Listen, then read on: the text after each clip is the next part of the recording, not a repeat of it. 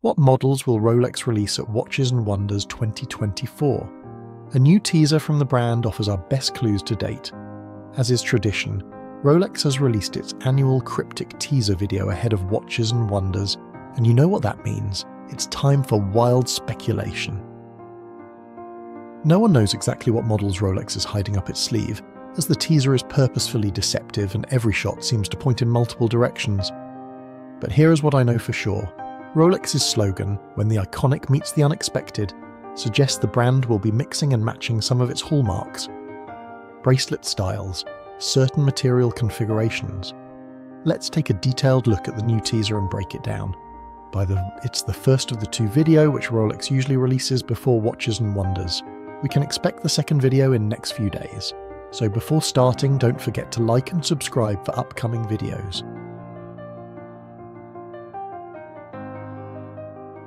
New GMT Master. In the weeks leading up to Watches and Wonders, the most prevalent Rolex rumour suggests that we'll be getting a GMT Master 2 with a red and black Coke bezel. This stems from the recent reveal that the brand filed a patent for a black and red Cerachrom bezel back in 2022, suggesting that a Coke is in the works. There are no glimpses of a Coke bezel in the teaser, but there are hints at a new precious metal GMT Master 2 in the form of an Oysterflex bracelet, with the part number 350501 visible. That's Rolex's code for the Oysterflex used on 40mm models, currently limited to the Daytona and Sky Dweller. The GMT Master 2 is also 40mm, which suggests it could finally be getting an Oysterflex option.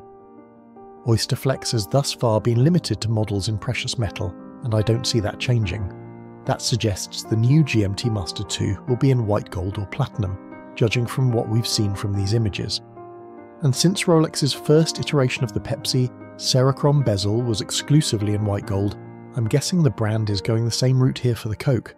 But there's another shot that suggests a new stainless steel GMT Master 2 is coming as well. This teaser shows a Jubilee bracelet and the edge of a rotating bezel. The bracelet looks too dull to be made of precious metal. I wouldn't expect anything crazy like a Coke here, but a Jubilee black and grey GMT, I could see it.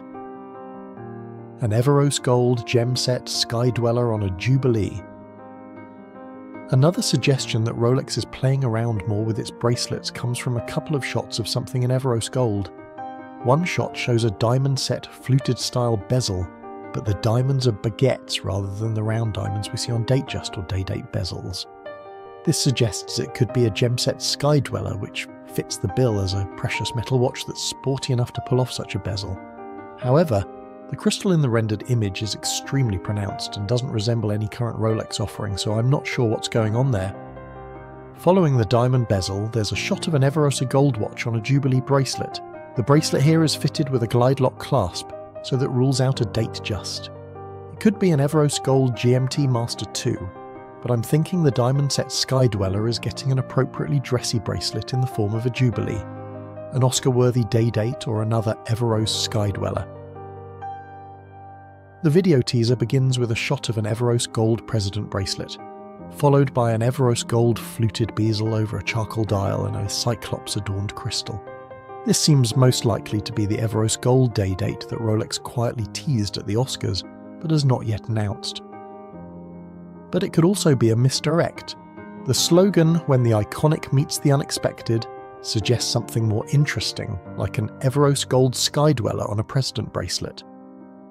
Since this watch appears to both open and close the video, it shows up on a woman's wrist at the end. This watch would appear to be Rolex's marquee release, and a President-equipped Sky Dweller fits that bill far better than a new colour dial for the Day-Date.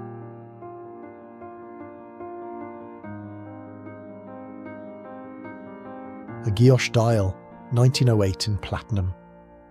The intricate detailing of the elongated minute hand and the Arabic index on the dial of the 1908 dress watch is unmistakably exquisite, capturing the essence of timeless elegance.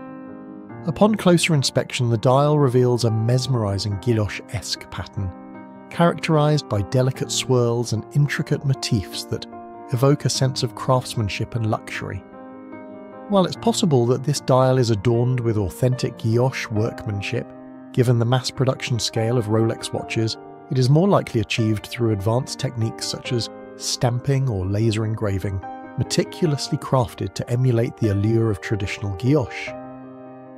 The captivating ice blue hue of the dial adds a touch of sophistication and refinement, reminiscent of the iconic platinum day date and Daytona models that have previously flaunted this distinctive colourway. It appears that the 1908 dress watch will be treated to the prestigious platinum ensemble, further elevating its status as a symbol of prestige and exclusivity.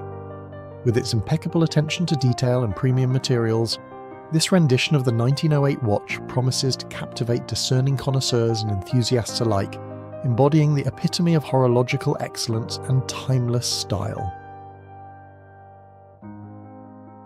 1 or 2 watches. Lastly, this watch has me stumped. We clearly see a yellow gold watch on an oyster bracelet, but the caseback is decidedly not yellow gold. It looks dark grey, suggesting a titanium caseback, which would make little sense.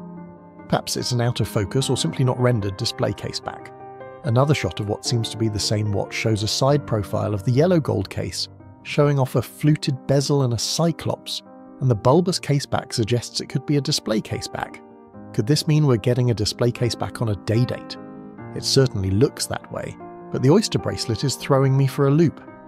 Another intriguing possibility is that we may be witnessing 2 distinct yellow gold timepieces in this preview, potentially a yellow gold submariner or sea dweller featuring a titanium caseback, ingeniously designed to reduce weight without compromising on durability. Alongside this speculation, there's the tantalizing prospect of a display back day date, showcasing its intricate movement in all its mechanical splendor. The anticipation builds as we eagerly await the unveiling of these horological marvels, set to be revealed on April 9th at Watches and Wonders Geneva.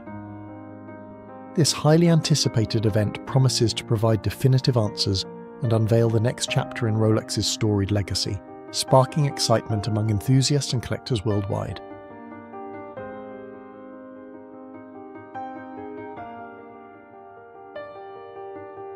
Milgauss Yellow Gold.